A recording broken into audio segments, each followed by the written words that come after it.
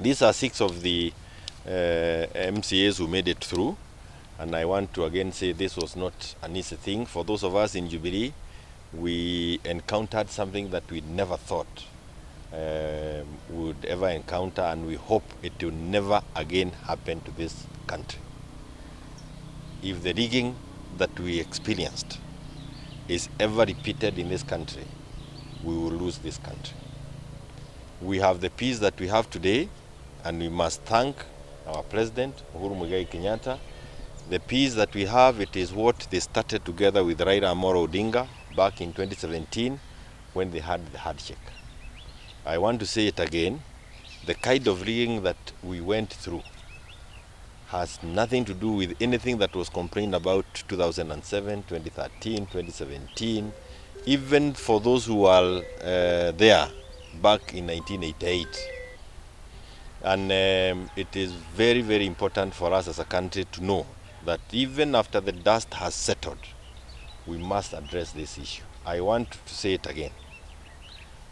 We have no country if we do not address the massive rigging that we experienced.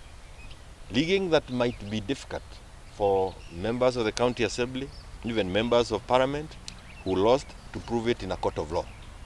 But it is in the public domain that something went wrong. And it was a scheme that had been worked on with the connivance of IEBC.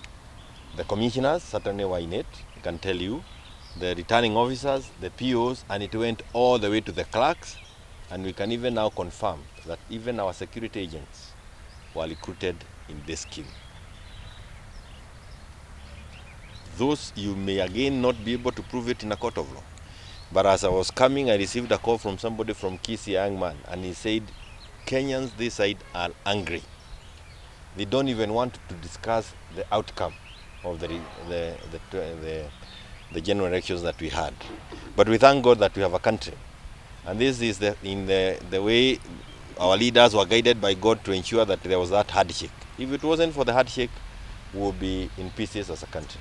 Again, I want to thank our presidential candidate, Raila Amolo Odinga, because even with all the difficulties that we are going through in terms of coming to terms with that kind of steering, he was able to come out and tell people to maintain peace. We are able to drive from Nakuru to Nairobi, back and forth, do our businesses, open our dukas and kiosks.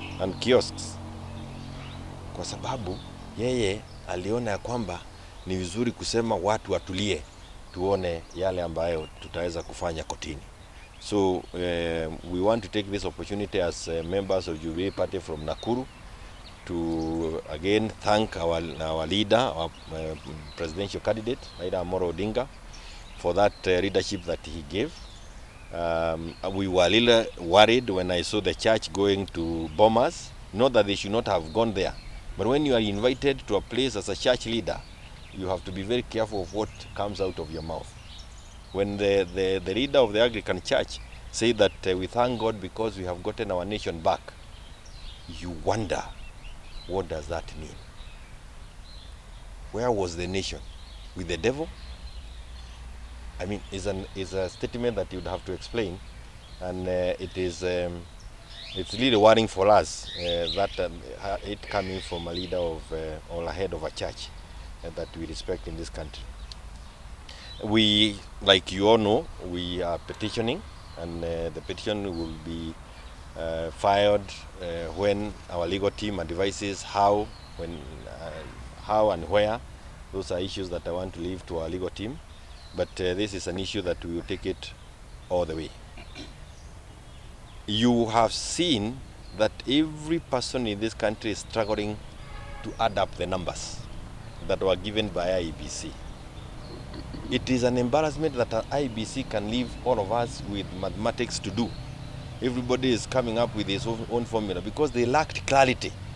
And the requirement of our constitution is that our elections must be conducted in the simplest manner possible, the manner that is easily understood and the manner that allows us to continue having known who is our leader. The fact that IEBC has thrown us into a quagmire is already an indication that something went wrong, and we hope that the courts will address this issue properly.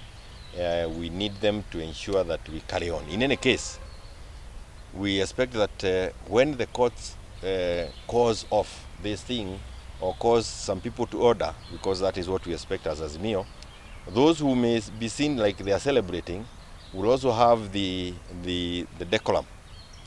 They will be able to raise to the occasion to ensure that the country remains as peaceful as it is today. If the outcome from the Supreme Court is contrary to what those in Uda are celebrating, can they maintain calm, just like those of us in Azimio have maintained calm? I have every reason to believe that this will be overturned by the Supreme Court. But we want also to say this. For those of us who have already been elected, and we have our MCAs here whom we are really proud of. Nakuru was not easy at all, because we know a couple of things now. Remain faithful and honest to the things you told Kenyans when you are looking for votes. You cannot look for votes, and even before the dust has settled, you have already started migrating. You look a little, you come across as a very dishonest person. When you are looking for votes and what you tell the people who are voting for you, those are the promises that makes you get elected. They are the promises that deny others an opportunity. So once you are in the place that you sought to be elected to, and immediately you start shifting your position, then without doubt, you lack the leadership qualities that we were looking for as Kenyans. And for the sake of just letting those in Jubilee know, we in Jubilee, if we get your waywardness behavior as a member of parliament or member of the county assembly, if we see you moving from one end to the other, remember we had pre-election coalition agreements, which we want to remain faithful to. And if we are to make any changes, we will make changes as a party and with the involvement of all who are concerned. Those who are already thinking of moving, and I believe I can tell you within Jubilee, we do not have that. It is a propaganda. Know that you risk losing your seat, whether at the county assembly or at the parliamentary seat, because the law provides that. For the independent candidates, this is just for free advice. If you are elected as an independent candidate, you must remain independent for 5 years. If you make a mistake of affiliating yourself to any of the parties, including Jubilee, you risk losing your seat. Any Kenyan voter can go to court and challenge your continued stay as an elected member of whichever organ it is. Because you told people that I don't believe in this or that, I want to be independent. Voting on the floor, you are allowed to vote either way. You can vote either way. But you cannot be seen to affiliate with any of the political parties that are in existence until after the end of the term of 5 years. Or until after you have resigned, gone back to the people, and they've allowed you to come with the colors that you now prefer.